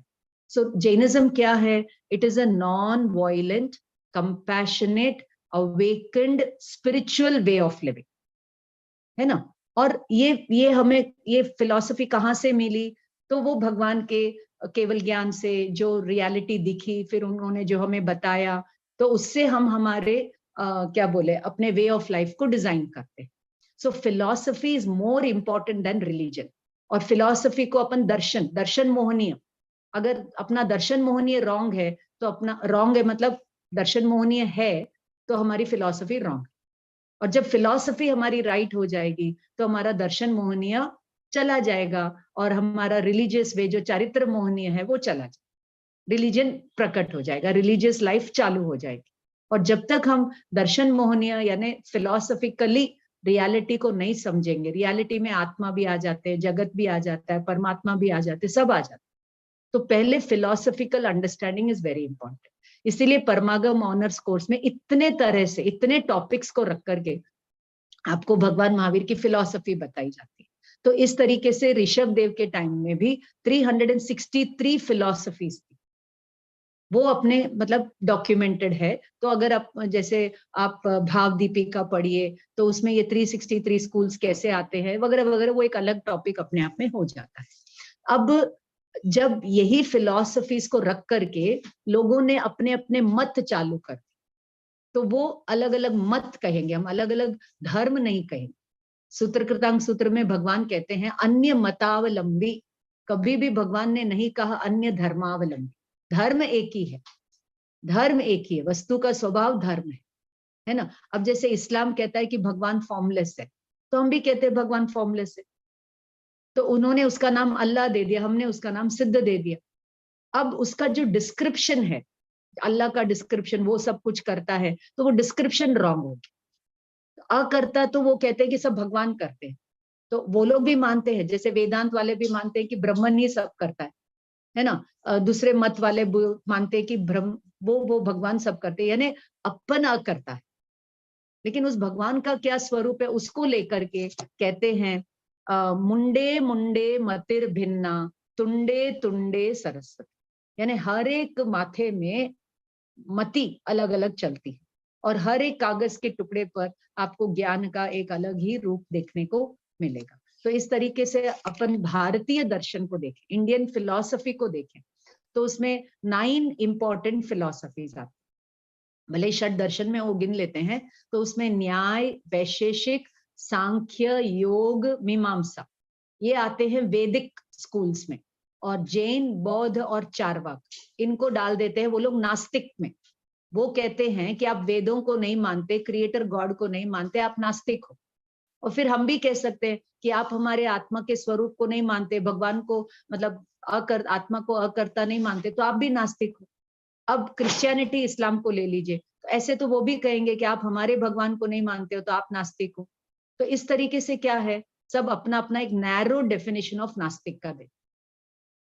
अगर आप परमात्मा में मानते हैं, लेकिन परमात्मा किसको मानते हैं? अपनी आत्मा को मानते हैं, तो आप अपनी आत्मा को नहीं मानते हो तो आप नास्तिक हो, और अपनी आत्मा को मानते हो तो आप ट्रूली आस्तिक हो। तो इस तरीके से ये आस्तिक नास्तिक की परिभाषा को लेकर के ये फिलॉसफिकल स्कूल्स डेवलप हुई थी, और फिर वो न्याय, वैशेषिक, सांख्य, योग, इन सबको मिला करके हिंदुइज्म नाम दिया गया। और बुद्धिज्म श्रमण मतलब नास्तिक परंपरा में जैन, बौद्ध और चारवाक थे, तो बुद्धिज्म बौद्ध धर्म आ गया, जैनिज्म के लिए वो श्रमण धर्म आ गया, मतलब श्रमण धर्म जैनिज्म के लिए ले लिया। और जो चारवाक है, अगर आप मुझे पूछे कि सबसे पॉपुलर फिलॉसफी कौन सी है, न जैन है, न बौद्ध है, न हिंदू है। हिंदू तो कोई फिलॉसफी है नहीं, हम उसको एक हिंदुइज्म नाम डेसिग्नेट करते हैं। अगेन दे से Hinduism is also way of life वगैरह वगैरह। तो सबसे पॉपुलर यदि कोई फिलॉसफी है तो वो है चारवाक, मटेरियलिज्म, खाओ पियो मौज करो। सो जब जब हम आत्मा को नहीं मानते, मोक्ष मार्ग पर चलने का प्रयास नहीं करते, हम भी वही चारवाक फिलॉसफी ही फॉलो करते, है ना। Eat drink enjoy make merry, कल किसने देखा है, उधार लेकर के भी घी पीना पड़े तो पियो। शरीर एक बार भस्मीभूतस्य देहस्य पुनरागमनम कुतः, शरीर भस्म हो जाएगा तो पुनर्जन्म किसने देखा है। तो ये सब जो भगवान की बातें, पुनर्जन्म की बातें, पुण्य पाप की बातें, ये सब काल्पनिक लोग हैं, जो फालतू निठल्ले लोग बैठे थे ना, उनके मन में जो भाव आए वो सब करके उन्होंने ये सब घड़ दिया। तो तुम मत इन सब बातों में मत पड़ो। So this philosophy is ruling the world. तो इस तरीके से इंडिया में 3 रिलीजन्स है ना, Hinduism, Jainism, Buddhism and then came Sikhism, जो कि नॉट क्रिश्चियनिटी, मुगल और हिंदू, इस्लाम और हिंदुइज्म। जब मुगल आए तो वो अपने साथ इस्लाम को लेकर आए, और यहाँ पे ऑलरेडी हिंदू ट्रेडिशन था, तो उसको क्या बोले इंटीग्रेट करके सिखिज्म के 10 गुरुओं ने, उन्होंने वहां पर सिखिज्म चालू की। सो ये सिखिज्म का हुआ। अब बाकी बचे, वर्ल्ड में रिलीजन्स है करीब 26 प्राइम रिलीजन्स, है ना। उसमें शिंटोइज्म, टाओइज्म, कन्फ्यूशनिज्म, फिर ट्राइबल रिलीजन, सबाल्टन रिलीजन्स, बहुत सारी बातें हैं। मैं खाली मेन अभी क्रिश्चियनिटी और इस्लाम पर आ जाती हूँ। अब ये जो क्रिश्चियनिटी और इस्लाम है, इनका सोर्स है जुडाइज्म। ये दोनों ही जुडाइज्म से ही ये दोनों आए हैं, और ये डेसर्ट रिलीजन्स है। इनका जन्म वहां पर जहां भी जीसस का बर्थ प्लेस है, बेथलेहेम, जेरूसलम, वहां से हुआ। और वो एक स्ट्रिप ऑफ यूरोप है ना, उसके लिए ये तीनों लड़ रहे हैं। जूस भी लड़ रहे हैं, क्रिश्चियंस भी लड़ रहे हैं, और मुस्लिम्स भी लड़ रहे हैं। तो कहने का मतलब है कि इंडिया में फॉरेस्ट रिलीजन्स थे, Hinduism, Jainism, Buddhism, they were born in the forest. Forest में ऋषि मुनि गए और ध्यान साधना की, और फिर वो एकदम हरी भरी फिलॉसफी लेकर के लोगों के बीच में आए। और वो डेसर्ट में थे, तो उनके पास कोई फिलॉसफी नहीं है। रियली स्पीकिंग, मैंने बाइबल कुरान पढ़े हैं, वहां पर कोई फिलॉसफी नहीं। वहां पे खाली डे टू डे लाइफ में अपने को कैसे रहना चाहिए, कैसे कनेक्ट होना चाहिए, कैसे हिजाब पहनना, कैसे नमाज पढ़ना, वगैरह वगैरह वगैरह। वहां पे कोई रीबर्थ, अब रीबर्थ की बात ले लेंगे तो वो लोग भी कहते हैं कि आप सब जानते हैं कि डे ऑफ जजमेंट तक आत्मा रहेगी, बाद में भगवान जज करके उनको लेके जाएंगे। बस यहाँ तक उनका वो हो जाता है। और उनका समय जो है आप सब जानते हैं, जुडाइज्म का और Christianity, they are not older than 2000 years, इस प्रकार। और एक बात लगे हाथ कह देती हूँ, जब महावीर और बुद्ध भारत में विचर रहे थे, उसी समय चाइना में टाओ, कन्फ्यूशियस, शिंटो आदि आदि थे। So before Buddhism went to China, Japan and Thailand and all these countries, they were following these religions, Confucianism, Taoism, and they all talk about values, है ना, कि वहां पर values ही important, और अपने जैनिज्म में भी values important है। तो इस तरीके से बहुत सिमिलैरिटी आपको वहां पर मिलेगी। ये हुआ आपके पहले का आंसर। जी ma'am, thank you so much. हो गया, नहीं मैम, बहुत अच्छा है। इनफैक्ट आपने जो दर्शन मोहनीय का हमें एक डिफरेंट एंगल दिया है, इट्स वेरी नाइस कि दर्शन हमें अपना वो फिलोसफी वाला भी है। ठीक है ma'am, thank you so much. Ma'am, the next question is what is the relationship between Hinduism and Jainism? Wow, this is again a very beautiful question. सबसे पहले तो हिंदुइज्म नाम का कोई रिलीजन नहीं। वो जब वेस्टर्नर्स यहाँ पर आए तो वो सिंधु बोल नहीं पाए। सिंधु नदी के इस तरफ, you know Sindhu, 5 rivers that flow in Punjab, है ना, Indus river and all those things. तो वो उसको सिंधु नहीं बोल पाए, उन्होंने हिंदू कर। तो सिंधु नदी के इस पार रहने वाले लोग all are called as Hindus. So geographically speaking, we all are Hindus, but philosophically speaking, we are not Hindus. क्योंकि हिंदुइज्म की फिलॉसफी में वहां पर वो पूरा मिथोलॉजी है और जगत कर्तृत्ववाद है, वेद है, वगैरह वगैरह, है ना। तो इस तरीके से हिंदुइज्म को हमें समझना चाहिए। I would replace Hinduism with वैदिक कल्चर। सबसे पुराने जो स्क्रिप्चर्स है वो है वेद। अब वेदों के बारे में भी अगर मैं कुछ और बोल करके फिर आपके क्वेश्चन को लूं तो इम्पोर्टेंट होगा कि वेदों के बारे में श्रमण लोगों ने करेक्ट इंटरप्रिटेशन दिया। Veda is all mathematics, science and nature. वहां पर अग्नि की पूजा करो, वायु की पूजा करो, यानी वहां पर पूजा वर्ड नहीं था, यानी उनका सम्मान करो। उनको मतलब क्या है, सम्मान का मतलब क्या है, उनको अब्यूज मत करो, है ना। these are the elements that govern your existence, your ecosystem, everything, है ना। आप मनुष्य मात्र ही इस धरती पर नहीं हो, सब जीवों का एक रोल है। तो ऐसे ही इन एलिमेंट्स का भी एक रोल है। तो इस तरीके से वहां पर वेद की ऋचाएं थी, तो वो श्रमणों ने उसको करेक्टली इंटरप्रेट किया था। और ये मैं बोल रही हूँ आपको गंधर्ववाद के बेसिस पर। गौतम आदि 11 गंधर्व जब तीर्थंकरों के पास गए तो वो सब वेद वेदांग के बड़े पंडित थे, तो उनको वेद की ऋचाओं को लेकर के डाउट था, क्योंकि एक वेद में एक बात कही गई है, दूसरे वेद में या उसी वेद में बाद में जाकर के कॉन्ट्रडिक्टरी बात कही गई। सो वो उनको समझ में नहीं आया कि ये क्या बात है, क्योंकि उनके पास अनेकांतवाद का सिद्धांत तो था नहीं, तो वो एकांतवादी हो गए। तो सबको स्वर्ग, नरक, पुण्य, पाप, पुनर्जन्म आदि आदि को लेकर के उनके मन में शंकाएं। फिर जब वो तीर्थंकर के समय पास आए तो उनकी वो महावीर ने वेद की ऋचाओं को अनेकांतवाद की दृष्टि से इंटरप्रेट करके उनके डाउट्स क्लियर किए। दिस इज रिटन इन गंधर्व। तो इस तरीके से वो सारे फिर क्या हो गए, the first convert from the Vedic tradition they came to the Shramana tradition. उस समय जैन वर्ड नहीं था, है ना, श्रमण ट्रेडिशन में आए। तो इस प्रकार आप इंडिया में देखेंगे तो 2 कल्चर्स है, एक वैदिक कल्चर, एक श्रमणिक कल्चर।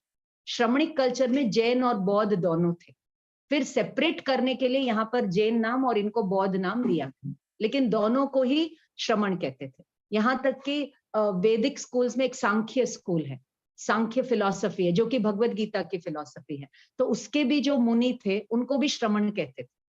तो इस तरीके से श्रमणत्व जो है, आज भी जो नागा साधु है या जो भी मतलब साधु होते हैं वो अपने को मुनि या श्रमण इस तरीके से कह देते हैं, लेकिन श्रमण शब्द का अर्थ है, कभी आप अलग से पूछेंगे तो मैं बता दूंगी। तो इस तरीके से आप हिंदुइज्म को वैदिक कल्चर के अंडर ले लेंगे और जैनिज्म को श्रमण कल्चर के लिए। अब दोनों में क्या डिफरेंस है, तो मेरे पास करीब करीब 15 डिफरेंसेस लिखे हो, तो आपके पास कितना टाइम है मैं उतना ही बताऊं। सबसे पहले तो वैदिक ट्रेडिशन में life related values are important, कि भाई ऐसे ऐसे गर्भ का संस्कार करो, ऐसे पहला मुंह में ग्रास लो, ऐसे शादी करो, मरण के बाद ये करो, ये संस्कार इम्पोर्टेंट। जबकि श्रमण परंपरा में आध्यात्म वैल्यूज वर इम्पोर्टेंट। आप कैसे खाना खाते हो, आप कैसे गर्भ का संस्कार करते हो या कैसे वो वगैरह वगैरह करते हो, वो इम्पोर्टेंट नहीं। आप क्या आउटलुक, फिलॉसफी, स्पिरिचुअलिटी की रखते हो, दैट इज इम्पोर्टेंट। वहां पर प्रवृत्ति धर्म है और यहाँ पर निवृत्ति धर्म। वहां कहते हैं ये करो, ये करो, ये करो, ये करो, यहाँ कहते हैं कुछ मत करो, बस हाथ पर हाथ रख के बैठो, है कि नहीं। So that is the outlook. वहां पर एक यूनिवर्सल अप्रोच है कि अहम ब्रह्मास्मि, पूरा यूनिवर्स जो है वो ब्रह्मन है। जबकि यहाँ पर कहते हैं बॉटम अप अप्रोच, इंडिविजुअलिस्टिक, मैं शुद्ध आत्मा हूँ, मैं ब्रह्मन हूँ। अहम मतलब अहम ब्रह्मास्मि में उन्होंने कलेक्टिव चेतना को लिया, यहाँ इंडिविजुअल चेतना पर काम करने के लिए बोला गया। वहां पर एम्फसिस एक्शन पर था, क्रिया पर था, लेकिन बिलीफ सुपर नेचुरल पावर्स में। और यहाँ पर एम्फसिस रिनाउंसिएशन पर था, त्याग पर था, और इंडिविजुअल एफर्ट पर था, स्पिरिचुअल वेलफेयर पर था। वहां पर belief in creator God important था, और यहाँ पर बिलीफ इन आत्मा इंपॉर्टेंट है। वहां पर परमात्मा की कृपा से सब होगा, और यहाँ पर कहते हैं कि आपकी अपनी कृपा अपने पर होनी चाहिए। आप अपने को केवल ज्ञान दिलाइए, रत्नत्रय दिलाइए, दैट इज मोर इम्पोर्टेंट, है ना। और वहां पर स्वर्ग है, मोक्ष की बात आपको वेदों में कहीं नहीं मिलेगी, वो तो बाद में उपनिषद थॉट में और वेदांत में ये सब मोक्ष की बात आती है। मूल वेदों में कहीं पर भी मोक्ष की चर्चा नहीं है, वहां स्वर्ग अपवर्ग की चर्चा। जबकि अपनी बात तो सारी क्या बोले, यहाँ पर मोक्ष से ही चालू हो, है ना, मोक्ष के लिए ही धर्म अर्थ काम मोक्ष, मतलब काम आदि की बात। और वहां पर वर्णाश्रम है, जातिवाद है, जबकि यहाँ पर दोनों ही नहीं। एक 8 साल का बच्चा भी दीक्षा ले सकता है, जबकि वहां पर पहले ब्रह्मचर्य आश्रम, फिर गृहस्थ आश्रम, फिर वानप्रस्थ और संन्यास आश्रम। बट आज कोई भी हिंदू ट्रेडिशन में ये 4 आश्रम को कोई फॉलो नहीं करता, है ना, कोई फॉलो नहीं करता ज्यादा। जबकि यहाँ पर आप देखिए अभी भी हमारे दीक्षा की परंपरा वो बराबर चलती है, ठीक है। वहां पर गृहस्थ लाइफ को इम्पोर्टेंस दिया और यहाँ पर संन्यास या संयम को इम्पोर्टेंस दिया गया। वहां पर सोशल लाइफ इम्पोर्टेंट था कि आप जब तक लड़का नहीं होगा तो आपका मतलब क्या बोले लिबरेशन नहीं होगा वगैरह वगैरह। आपको मैं एक बात बता दूं, मेरी जो दोइती है वो मतलब my daughter is married in a Vaishnav family. तो वो जो दोइती है ना, अपने क्या बोलते हैं, छोटों को बड़ों के पांव छूने चाहिए, लेकिन वहां पर क्या है, वो कन्या को देवी का रूप मानते हैं और सब बड़े लोग उस छोटी सी बच्ची के पांव छूते हैं और उसका आशीर्वाद, इंक्लूडिंग उसके दादा, उसके छोटे दादा, उसके पापा, और वो बैठ के सबको आशीर्वाद देते। So you understand the cultural differences, you know how हम उनको सिखाते हैं कि भाई आप सब बड़ों को प्रणाम करो, तो अगर वो हमारे घर आए तो उसको सबको जय जिनेंद्र बोलना है, प्रणाम करना, हम उसको प्रणाम नहीं करें। हाँ, हम उसकी आत्मा को, शुद्ध आत्मा को प्रणाम जरूर करेंगे। It's like that. ओके, सो वहां पर कर्म कांड इंपॉर्टेंट था, कहा पूर्व मीमांसा में, और उत्तर मीमांसा में जाकर के, दैट इज उत्तर मीमांसा इज योर गीता, उपनिषद आदि, तो वहां पर ज्ञान मार्ग, भक्ति मार्ग और कर्म संन्यास मार्ग, इस तरीके से बाद में वो लेटर डेवलपमेंट है। So that is the impact of Jainism on वैदिक कल्चर। पहले मैं समझती थी कि जैनिज्म में आइडल वर्शिप नहीं है, वो वैदिक कल्चर से आया, लेकिन जब मैं बहुत डीप में पढ़ी तो मैंने समझा कि ये जो आइडल वर्शिप है वो भी मूलभूत जैनों का ही है। जैसे मेरू में, नंदीश्वर द्वीप में अकृत्रिम जिनालय है, सब है। तो ये जो क्या बोलते हैं आइडल वर्शिप भी यहाँ से वहां पर गए। वहां पर तो सिर्फ नेचर वर्शिप, बाद में ये ब्राह्मण लोगों ने अपनी दुकानदारी करने के लिए उसको एक रिलीजन बना करके, पूजा पाठ करके कमाई का जरिया बना, है ना। इसलिए वहां पे 16 संस्कार, और हर संस्कार पे आप ब्राह्मण को बुलाओ, उसको दक्षिणा दो, उससे अपना घर चले। तो ये जो ब्राह्मण ट्रेडिशन है, it is a corrupted form of the ब्राह्मण थिंग दैट भरत स्टार्टेड, उसका ये करप्टेड फॉर्म है।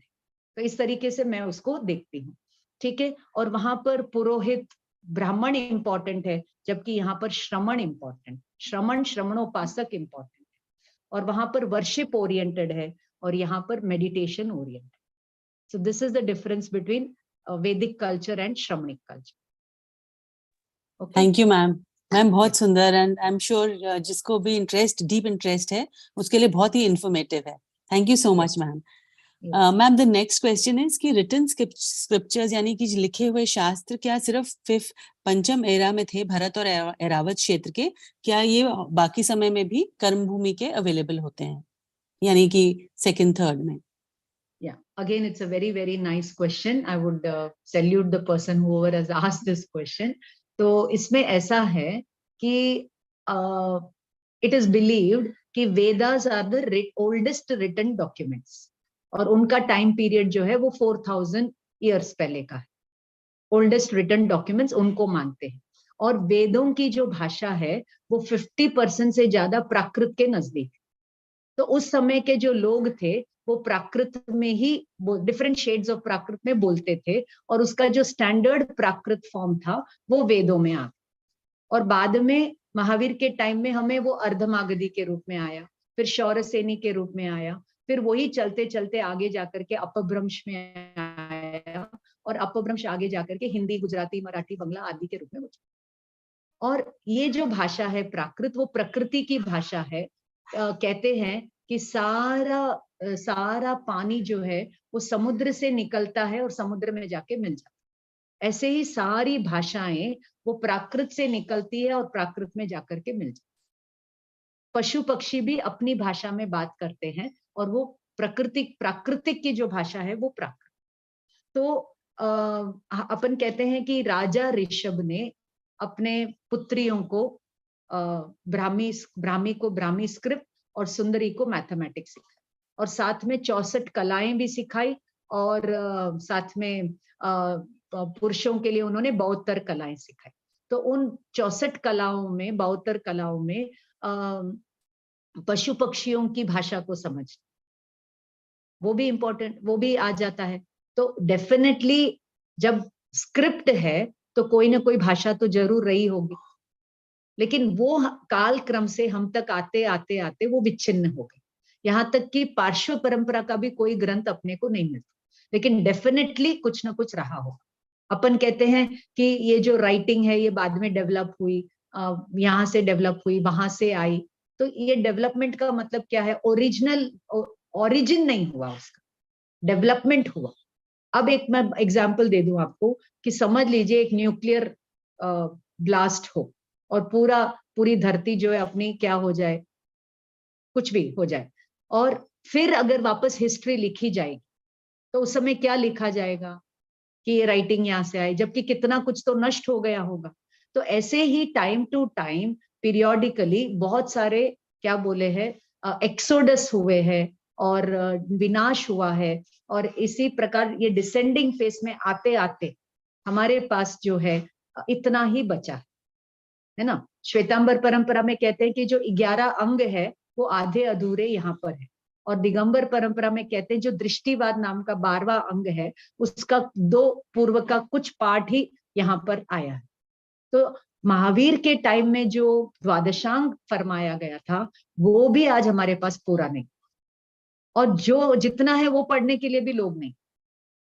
तो फिर क्या होगा आने वाले टाइम में? कहते हैं ना 5वें आरे के एंड में एक ही फैमिली रहेगी जो एक भव करके मोक्ष जाएंगे। तो जाते जाते जाते काल क्रम के प्रभाव से सब कुछ कम कम कम ही होते जाने वाला।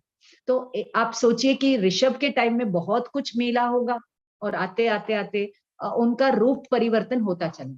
हर एक तीर्थंकर के टाइम में प्राकृत थी, लेकिन वो कोई अलग अलग प्राकृत थी। यहाँ तक कि महावीर के पहले जो प्राकृत थी उसका एक ग्रंथ हमें मिलता है, वो है इसी भाष्यम। इसी का मतलब है ऋषि, भाष्यम यानी कहा गया, ऋषियों के द्वारा भाष्य। तो उसमें जैन और वैदिक सब परंपरा के प्राकृत के नमूने आपको उस ग्रंथ में मिले। बस एक ही हमें प्री महावीर पीरियड का मिलता है। प्री महावीर बोलिए या देखो महावीर का टाइम अगर हमें लेना है तो 6th सेंचुरी BC में महावीर आए, और 5th सेंचुरी AD में उनके सारे श्वेतांबर परंपरा के अनुसार आगम डॉक्यूमेंट, और षटखंड आगम आदि का जो टाइम है, कुंद का टाइम है, वो अपन 1st सेंचुरी रखते। तो इस सेंचुरी में ही अपने को इतना क्या मिलता है, वेरिएशन मिलता है। तो उस जमाने का तो डेफिनेटली वहां पर रहा होगा, लेकिन हमारे पास उसका कोई सूचना उसकी नहीं। और भरत एरावत में भी डेफिनेटली जहां भी भाषा है वहां पर लिपि मिलेगी, और हमारे सारे जो प्राकृत के ग्रंथ है पहले ब्राह्मी लिपि में मिलते थे। और अशोक के शिलालेख, द ओल्डेस्ट प्राकृत शिलालेख ऑफ 3rd सेंचुरी BC, और संस्कृत के हैं 2nd सेंचुरी AD। तो अशोक ने जितने भी अपने फरमान थे वो आपको गुजरात से लेके ओडिशा तक बड़े बड़े शिलालेखों पर आपको प्राकृत में लिखे हुए उनकी पास। आज अपने प्राइम मिनिस्टर को अपने को कुछ बोलना है तो वो प्रिंट मीडिया से, सोशल मीडिया से अपने को बता दे, लेकिन उस जमाने में लोग अब कुछ बात करते थे, कैसे राजा बताते, तो शिलालेखों पर, and they are the evidence of the history, उसको हम जुटला नहीं सकते। तो ऐसे चंद्रगुप्त मौर्य के time the length and breadth of India में श्रमण धर्म था। अभी हम लोग रिसेंटली नॉर्थ कर्नाटका ट्रिप में गए थे, तो आप सब जानते हैं कि भद्रबाहु श्रवण बेलगोल आए थे, लेकिन वहां से हमें ये न्यूज मिली कि पहले वो कोप्पल आए थे। कोप्पल में 700 से ज्यादा जैन बस्तियां थी और जैन मंदिर थे, और फिर यहाँ से तमिलनाडु से वहां चोल वंश के लोग गए और उन्होंने उन सबको शैव लिंगायत में कन्वर्ट कर दिया, और बचा कुचा कसर 5 दिल्ली सल्तनत्स ने उसको पूरा रुइन करके वो सब खत्म हो। तो बस हाल ही में आप 500-600 साल में देखिए अपना पूरा जो जैनिज्म है, पूरा मतलब बहुत सारा जो जैनिज्म है वो आपको मध्य प्रदेश में, बंगाल में, कर्नाटका में, तमिलनाडु में, महाराष्ट्र में बिखरा पड़ा मिलेगा। यहाँ तक कि पाकिस्तान, अफगानिस्तान में भी बिखरा पड़ा है ना। इसी प्रकार आप इंडोनेशिया में जाइए, वहां पर आपको कितनी सारी मूर्तियां सर कटी हुई मिलेगी। अगर वो बुद्ध की होती तो वो नहीं काटते। तो इससे पता चलता है कि वो सारी श्रमणों की थी, जैनों की थी, इसलिए उनको वो कल्चर समझ में नहीं आता था, नग्नता का, रिजिडिटी का। रिजिडिटी मतलब इतना ऑस्टियर प्रैक्टिसेस का, तो इसलिए सब तहस नहस कर। तो उसमें कहते हैं नालंदा भी 6 महीने तक जली थी, तो उसमें अपना कितना साहित्य चला। और आज भी भंडारगरों में 2-3-4 लाख से ज्यादा मैन्युस्क्रिप्ट्स है जो अपने रिसर्च की बाट जो रहे। बस इतना ही मैं कहना चाहूँ। मैम बहुत अच्छा इन्फॉर्मेटिव, आप देख सकते हैं हमारे चैट बॉक्स में सबको बहुत अच्छे आ रहे हैं मैसेजेस। मैम 2-3 शॉर्ट क्वेश्चंस जो आए हैं अभी चैट बॉक्स में, एंड आपने बहुत सही कहा मध्य प्रदेश में है, बिकॉज ये मैं यहीं रहते हैं हम लोग, तो यहाँ पे बहुत सारी मूर्तियां दिखती हैं जिनके फेस इन्होंने खंडित कर दिए हैं, बट वो हैं, पहाड़ों में बनी हुई हैं और सब जगह हैं। सो मैम चैट बॉक्स में 2-3 क्वेश्चंस आए हैं कि एक तो सनातन का क्या समझ है, और शमन जो अमेरिका में था वो और श्रमण में कोई कनेक्शन है क्या? हाँ, पहले तो सनातन का मतलब होता है इटर्नल। तो वैदिक वाले भी बोलते हैं कि उनका जो धर्म है वो सनातन है, और अपन भी कहते हैं कि अपना धर्म सनातन है ना। तो सब लोग क्लेम करते हैं कि उनका ओल्ड है वगैरह वगैरह, ठीक है। और आपने कहा श्रमण और अमेरिका में जो श्रमण है, तो अमेरिका में जो श्रमण वर्ड है मैंने बहुत लूजली कहीं पढ़ा है, सो आई एम नॉट, हाँ उनको आने को, हाँ, तो उसके बारे में मैं कमेंट करने के पोजीशन में तो अभी नहीं हूँ, बट डेफिनेटली उसका जो इंटरप्रिटेशन है, अगर हम उसको डीप डाउन देखें, उसकी हिस्ट्री को ट्रेस करें, तो कहीं ना कहीं वो हमारे इसके नजदीक आ सकता है। जी मैम। मैम एक और क्वेश्चन, शब्दों के अर्थ भी कालक्रम से बदलते रहते हैं, इंटरप्रिटेशंस बदलते रहते हैं, so you have to look at it contextually. जी मैम थैंक यू। मैम एक क्वेश्चन और आया चैट बॉक्स में कि स्वयं के उत्थान की बात है जैनिज्म में, तो क्या हमें इसको सेल्फिश पना भी कह सकते हैं एक एंगल से? देखिए, वो दिन धन्य होगा जब हम ट्रूली स्पिरिचुअली सेल्फिश बन जाए और मटेरियली सेल्फलेस बन जाए। They are two facets of the same coin. अगर आप स्पिरिचुअली सेल्फिश हो तो आप मटेरियली सेल्फलेस बनोगे, सब कुछ सबको दे दोगे और अपनी आत्मा में चले जाओगे। बिल्कुल हाँ, ma'am, spiritually selfless and materially selfish. No. Or the other way, Spiritually selfish, yes, materially and materially selfless. self. Ma'am, excellent sentence. I think we should all write it down. And both go hand in hand. That's true. Both go hand in hand. Yes, ma'am. Ma'am now I would like to say कि ma'am ने थोड़ा सा ma'am के बारे में, जो हमारा last question है वो हमें बेटर भी आंसर इसलिए मिलेगा बिकॉज मैम ने वर्षी तब अभी रिसेंटली इनका पूर्ण हुआ है, तो मैंने इनसे पूछा था, तो उसमें उसके बारे में मैम थोड़ा सा बताएंगी। एंड जो लास्ट क्वेश्चन है, मेरा माइंड स्थिर नहीं रहता, स्थिरता कैसे लाऊं, तो आई थिंक वो बहुत ही अच्छा हमें इससे रिलेट कर पाएंगे। So ma'am over to you. सबसे पहले तो क्वेश्चन भी बहुत अच्छा है, बहुत तगड़ा है ना, बहुत वजनदार है। मेरा मन स्थिर नहीं रहता।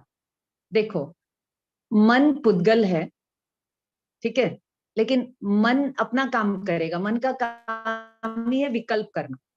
लेकिन आप कौन हो, हम कौन है? हम आत्मा है। तो आत्मा का काम क्या, वो करो ना। बस जो मन में विकल्प आ रहे, जो अस्थिरता आ रही है, उसको जानो, देखो। तो आप जो जानने देखने का काम करोगे ना, तो मन को बहुत बोरिंग लगेगा, तो वो और नाचेगा, वो और अस्थिर बनेगा, आपको वो ज्ञान दर्शन में रहने नहीं देगा। क्योंकि अनादिकाल से हम मन की चाल ही तो चलते आए हैं ना, कभी आत्मा की चाल तो हमने समझी नहीं। तो मन ही हमारे अंदर में, क्या बोले, मन के ही संस्कार अनादिकाल से गड़े हुए हैं, वो बाहर आएंगे।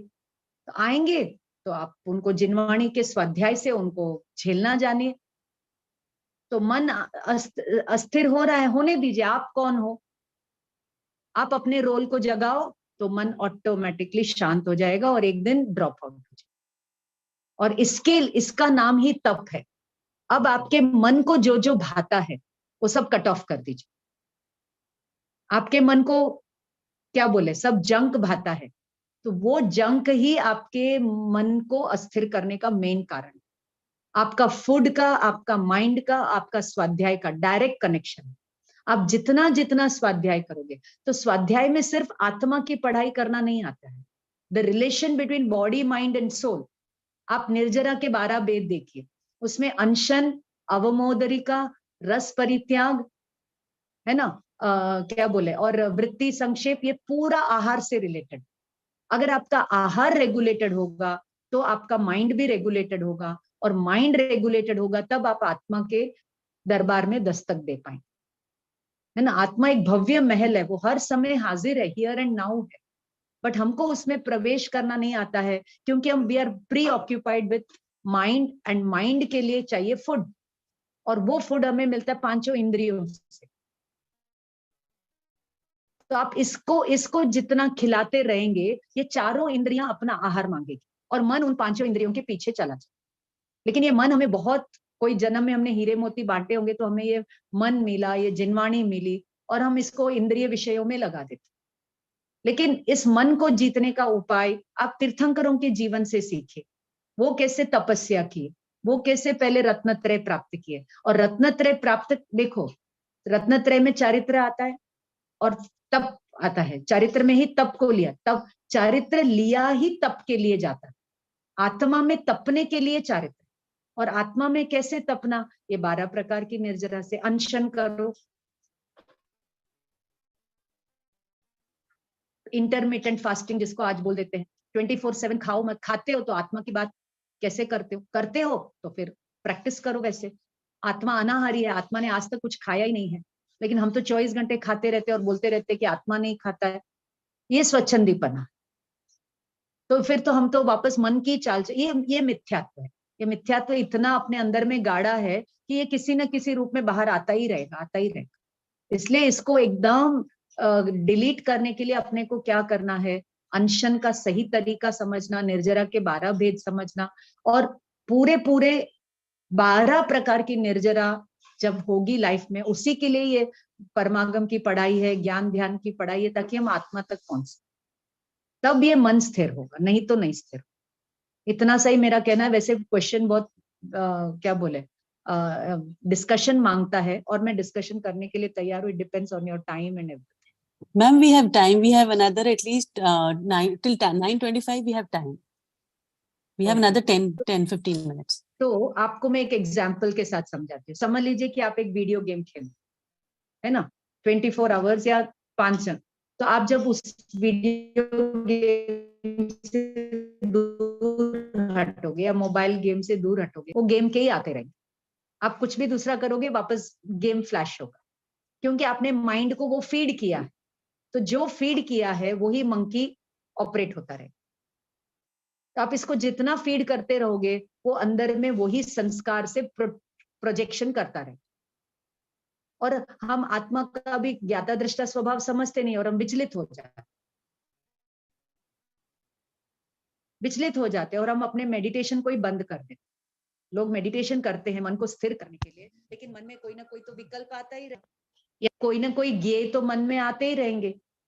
तो आत्मा ज्ञान के ऊपर फोकस नहीं करता है, और वो ज्ञेयों को संभाल नहीं पाता है।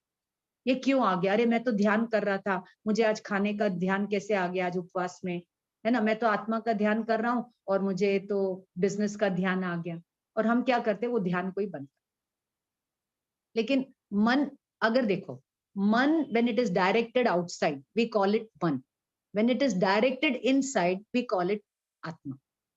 ये दहलीज है, it is a quasi sense organ. ऐसा नहीं है कि वो 5 इंद्रिय की तरह सेंस ऑर्गन है, और ऐसा नहीं है कि वो सेंस ऑर्गन नहीं है। वो एक टूल है, वो एक इंस्ट्रूमेंट है। तो हमें हमारे टूल और इंस्ट्रूमेंट को कैसे यूज करना आएगा तो हम उसके मास्टर हैं, और उसको यूज करना नहीं आएगा तो हम उसके स्लेव हैं। इसके लिए भगवत गीता में बहुत सुंदर एग्जाम्पल दिया है, बहुत ही ज्यादा सुंदर, एक क्लासिक एग्जाम्पल है। उसमें कहा है कि ये हमारा जो शरीर है ना, वो रथ है, और ये जो 5 इंद्रियां है वो घोड़े हैं, और वो जो लगाम है ना, लगाम वो है मन। सारथी बाहर बैठकर, इधर में जो ट्रैवलर है वो आत्मा है, आत्मा दिखती नहीं, लेकिन वो आत्मा है ना अज्ञानी है, तो उसने अपने इस रथ को चलाने की जिम्मेदारी दुर्बुद्धि के हाथ में दे दी। दुर्बुद्धि यानी अज्ञान, मिथ्यात्व से ग्रसित ज्ञान को अज्ञान बोल देंगे। वो अज्ञानी है, और वो अज्ञानी क्या करता है, वो लगाम अपने हाथ में नहीं रखता, और ये 5 इंद्रियों के घोड़े 5 दिशा में जाते हैं, और वो लगाम को कस नहीं पाता है, और वो सब घोड़े अपनी अपनी दिशा में जाते हैं। तो इस तरीके से वो रथ जो है अपने मुकाम तक नहीं पहुंच पाता। अगर उस रथ को अपने मुकाम तक पहुंचना है तो सबसे पहले मेरा मुकाम क्या है, मेरा गोल क्या है। गोल फिक्सिंग इज इंपॉर्टेंट, है ना। वो जो अंदर ट्रैवल कर रहा है वो गोल फिक्सिंग करे, वो तो ज्ञाता दृष्टा है, वो अकर्ता है ना, लेकिन वो कर्म से आवृत है। वो जो आत्मा पैसेंजर है अंदर, वो कर्म से आवृत है। तो उस कर्म के उदय से उसको ये दुर्बुद्धि के हाथ में वो फंस गया। और जब ये आत्मा स्वाध्याय से, सत्संग से, देव गुरु शास्त्र की प्रेरणा से जब ये जागृत चेतना होकर के बैठेगा, तो हर समय वो बुद्धि को डायरेक्ट करेगा कि तुम ये लगाम अपने हाथ में रखो और इंद्रियों की बात मत समझो। तो वो लगाम जो है वो ज्ञान के वश होगी, और वो ज्ञान ज्ञायक तक पहुंच करके अपने मुकाम मोक्ष तक पहुंचे। नहीं तो जितना जितना इंद्रियों के घोड़ों के पीछे जाएगा, उसको संयम के कोड़े पड़ेंगे, वो संयमित नहीं होना चाहता। इसलिए एक बहुत सुंदर भजन आता है कि इंद्रियों के घोड़े न विषय में अड़े, जो अड़े भी तो संयम के कोड़े पड़े। तन के रथ को सुपथ पर चलाते चलो, सिद्ध अरिहंत में मन रमाते चलो। है ना, ये इंद्रियों के घोड़े हमको नहीं भ्रमाते हैं, हम स्वयं सोए हुए हैं, और हम मन के ऊपर, मिथ्यात्व के ऊपर, इंद्रियों के ऊपर, संसार के ऊपर हम दोष डालते हैं। तो इसी को बाइबल आदि में टेम्पटेशन कहा। तो वहां पर कहते हैं भगवान को कि please do not allow me to be carried away by the temptations.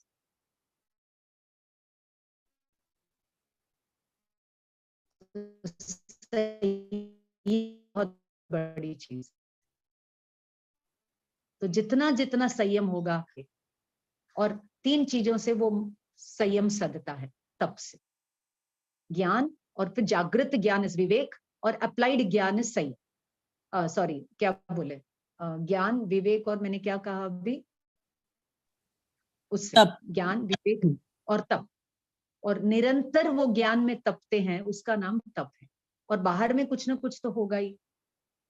इतने तरीके से हम आत्मा से बाहर जाते हैं, आहार से, तो आहार को कट ऑफ करो।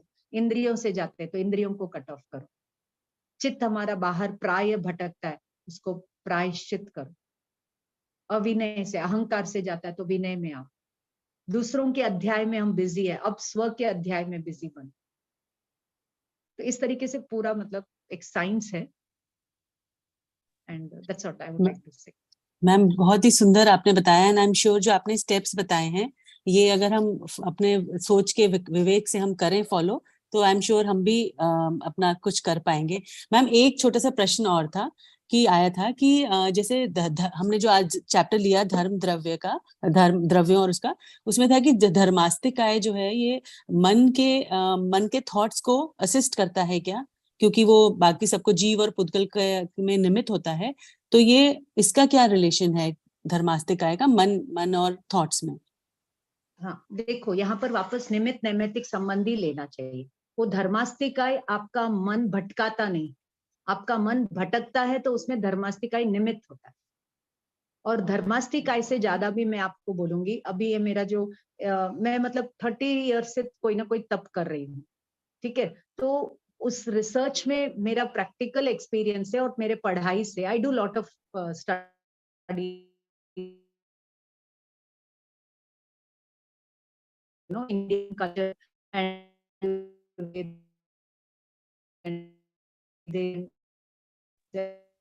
Ma'am, your voice is breaking a little. So many things.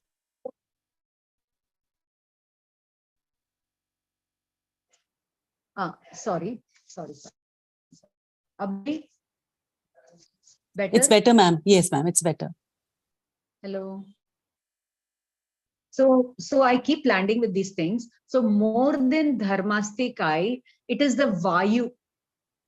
आपके शरीर में अगर वायु खराब है तो आपका मन कभी भी शांत नहीं हो पाएगा। और 5 प्रकार की वायु अपने शरीर में होती है, अपान, उदान, व्यान, समान आदि। तो वो वायु को जब आप आपके आहार से उस वायु को आप गुड वायु बनाएंगे तो आपका वो मन भी एकदम, यू कैन ट्रांसेंड दैट वायु एंड योर मन। ठीक है ना? तो आपके क्वेश्चन का आंसर मैंने दिया। जी मैम। मैम एक चैट बॉक्स में आया है कि दे वांट योर डिटेल्स, अगर आपको कोई किसी को फर्दर इन्फॉर्मेशन चाहिए तो can we share your phone number in the group? Yeah you can. Okay, thank you ma'am. Ma'am and आपने जो वर्षी तप किया, I think Chitra ji would like to say something about that. Yeah please Chitra ji, over to you.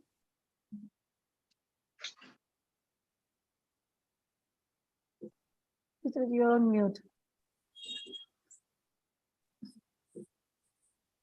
Is it audible? Yes dear. Ma'am, because मुझे लगा internet का issue मेरा है, क्योंकि I am at a very remote village right now. तो ma'am के लिए मैं ये कहना चाहूंगी कि वो इतने बिजी रहते हुए भी बहुत अच्छे से चरणानी योग तो फॉलो करते ही हैं, और ऑफ एंड ऑन बहुत फास्टिंग करते रहते हैं। अभी रिसेंटली उन्होंने पारणा किया 23 अप्रैल को, जिसमें उन्होंने एक दिन खाया था भोजन और एक दिन भोजन लिया था, एक दिन नहीं लिया था। तो इन सब के बारे में अगर because she follows naturopathy, she is a very strong believer in that, and क्योंकि स्वास्थ्य, शरीर का स्वास्थ्य मन की स्थिरता को लीड करता है। तो अगर इस बारे में कोई और डिटेल में जानना चाहते हैं तो मैम को can they contact you ma'am? Yeah sure, but I will tell you one more thing, अगर मैं कह सकती हूँ तो, कि आप जितना जितना तप करेंगे ना, आपकी क्रेविंग खत्म हो जाएगी। आपकी क्रेविंग खत्म हो गई तो आपका मन एकदम शांत, और उसमें आप ज्ञान की ज्योत जगाए। You understand? It's so beautiful. भगवान ने जो मार्ग बताया ना, वो पूरा समझना होगा। ज्ञान, दर्शन, चारित्र, तप। चारित्र के अंदर ही तप आता है, और सारे तीर्थंकर भगवान तप ही तो किए थे। बिना तप के रत्नत्रय प्रकट नहीं होगा। अभी हमने समझ लिया, अभी हमने देखो, ज्ञान 3 प्रकार का होता है, एक जाना हुआ, एक समझा हुआ, एक अनुभव में आया। हम ये पढ़ाई करते हैं तो हम आत्मा को जानते हैं, हम आत्मा को कुछ हद तक समझते भी हैं, लेकिन अनुभव तो कहते हैं ना कुंद आचार्य कि बाल गोपाल सबको आत्मा अनुभव में आ रही, तो उसके ऊपर ये मन और इंद्रियां हावी हो जाती। तो उसको रेगुलेट करने के लिए हमें तपना मतलब आत्मा में रहना है, लेकिन बाहर में निवृत्ति तो करनी पड़ेगी ना। तो इसलिए सबसे पहले अपने शास्त्रों में आहार का विवेक बहुत जबरदस्त बताए। और मेरा वर्षित तब पूरा हुआ, वहाँ टीवी के नीचे ले लो। सॉरी भैया, मैं 5 मिनट में आती। आप ले लो। सॉरी हो। तो मैं ये कह रही थी, हाँ, वर्षित तब पूरा हुआ, लेकिन मैंने एक नया तप चालू कर दिया। एक दिन उपवास, एक दिन फ्रूट डाइट और एक दिन रेगुलर डाइट। कल मेरा उपवास था, आज टोटल फ्रूट डाइट है। कल एक टाइम वापस मेरा fruit diet plus regular diet होगा, परसों वापस उपवास। सो इंटरमिटेंट 5 तिथि, द्वितीया, पंचमी, अष्टमी, एकादशी, चतुर्दशी। Refrain from food. ज्ञान का भोजन करो ना, इतना सुंदर भोजन मिल रहा है। स्वाध्याय का भोजन करो, ज्ञान का भोजन करो, ध्यान का भोजन करो। आत्मा अनाहरी है, उसको प्रकट करो, उसको अनुभव करो। उसकी पूर्णता होगी तो मोक्ष होगा, और मोक्ष में जाके क्या करना? वो अनाहरी पद को एंजॉय करना। पहले उसका एंजॉयमेंट यहाँ करेंगे, उसको अकम्प्लिश यहाँ करेंगे, तो अनंत काल तक वो एंजॉय करने के लिए वहां मिलेगा। और जब तक हम आहार से ही चलते रहेंगे, हम 4 गति में ही चलते रहेंगे। So this is my experience of integrating Jainism and nature cure। और मैं पारना पूरा सात्विक तरीके से करती हूँ। कल उपवास था तो आज ओनली सात्विक डाइट, नो नमक, नो शक्कर, नो घी, नो तेल, नो ग्रेन्स, पूरा सात्विक। अब जरूरत है, शरीर को इतना काम इससे लेती हूँ, तो इसको मैं टाइम टू टाइम क्या देती हूँ, वो सब मेरे को नेचुरोपैथी से बहुत मिला है। So I keep integrating it. And 25 Thank years, you. almost 23, 24 years, no medicines. 18 hours I worked without taking a break, without taking a nap. उपवास हो पार ना हो, every day it's the same energy. आज मेरा उपवास भी होता तो यही एनर्जी से मैं आपके सामने बात कर रही हूँ. सोते ही नींद आती है, ऑटोमेटिकली आंख खुलती है, मन में कोई विकल्प नहीं. I am ready to die even now. है ना? डाई मतलब ये मेरी संलेखना की तैयारी और भगवती आराधना पढ़िए, उसमें 12 वर्ष संलेखना की तैयारी. तो आप सब ये जो जिनवाणी पढ़ रहे हो, आप तप करिए तो आपको संलेखना की तैयारी होगी और संलेखना है. और जो संलेखी बनेगा वो परिमित संसारी बने. मैम बहुत सुंदर. मैम, ठीक है ना? तनु जी कहिए मैम के लिए. जी मैम, बहुत ही सुंदर, और आपसे आज बहुत प्रेरणा मिली है आई एम श्योर हम सबको, क्योंकि हम पढ़ते तो बहुत हैं पर कहीं ना कहीं जो स्वच्छंदता का हमारा एक कण रह जाता है, उसका हम पोषण अपने पांचों इंद्रियों को हम करेंगे. आपने जो बहुत सुंदर एग्जाम्पल दिया रथ वाला, और ma'am thank you so much, and I hope आप जब भी हमें आगे आपके मार्गदर्शन की जरूरत होगी आप आएंगे. Sure. And thank you for having me, and wonderful questions. I enjoyed interacting with all of you, and God bless us all. Yes, thank you ma'am, thank you so much. चलिए, और भी आप लोग को डिटेल्स आपको पास share कर देंगे ma'am की, सो जिसको भी पर्सनली कोई कुछ पूछना हो you can message her. I've put my number on the chat. Anybody wants can take it. Okay But ma'am, whenever you call, अभी भी मेरी 10 बजे क्लास है, तो कभी भी आप कॉल करें, मैं कॉल कट कर दूं तो आप समझ लेना कि मैं क्लास में हूँ या कोई मीटिंग में हूँ. You just drop a message and I'll call you back. बिल्कुल ma'am, thank you so much. And I would like to tell you because I have been associated with her, और शायद ma'am को याद नहीं है, मैंने इनका नेचुरोपैथी का सेशन भी अटेंड किया था और मेरे को बहुत बेनिफिट हुआ इससे. सो जिसको भी आप लोग को कुछ भी हो तो you can get in touch with her. अब हम लास्ट सेगमेंट के लिए चलते हैं. चित्रा जी, आप ओवर टू यू. वॉइस और वीडियो में मैच है, इज इट करेक्ट? इंटरनेट का इशू तो नहीं आ रहा है?